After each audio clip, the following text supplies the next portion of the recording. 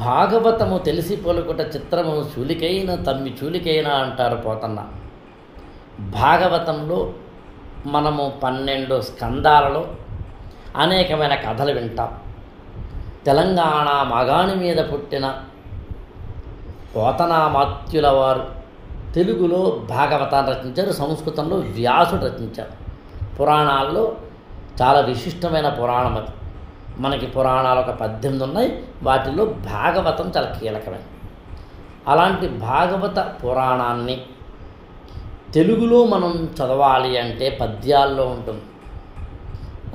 చదువుకోవచ్చు, కావాలంటే ఏం కాదు, కానీ ఆ చదివే క్రమంలో మనకి ఎంత కాదనుకున్నా పద్యాలు అర్థం కాకపోవచ్చు, మనకు అంత సమయం ఉండకపోవచ్చు. పోతనామాత్యుడక ఆ భాగవత కథలన్నీ తెలుసుకోవాలి. గజేంద్ర మోక్షం కావచ్చు, ఇతరత్ర అనేకమైన కథలు తెలుసుకోవాలనే కోరిక మనకు ఉంటుంది. ప్రహ్లాదుడి చరిత్ర కావచ్చు, చాలా ఉన్నాయి.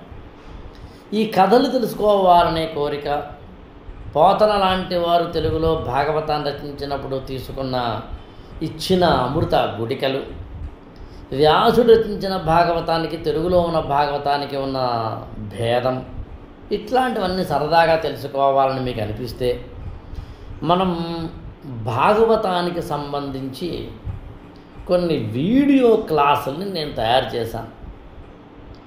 ఆంధ్ర తెలంగాణ ఎంట్రన్స్ ఎగ్జామ్స్ అనే ఒక మొబైల్ యాప్లోను, ఆకలి రాఘవేంద్ర ఈ గురుకులం ఫర్ ఐఏఎస్ అనే ఒక మొబైల్ యాప్లోను భాగవతాన్ని ఎక్స్ప్లెయిన్ చేస్తూ, కథని ఎక్స్ప్లెయిన్ చేస్తూ, టోటల్ సినారియోని ఎక్స్ప్లెయిన్ చేస్తూ నేను మీకు కొన్ని వీడియో క్లాసెస్గా ఇవ్వడం జరిగింది.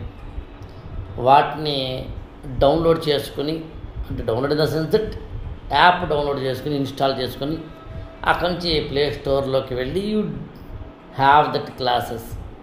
ఒకవేళ డీటెయిల్స్కి డౌట్ ఉంటే 8897826108కి ఫోన్ చేయండి.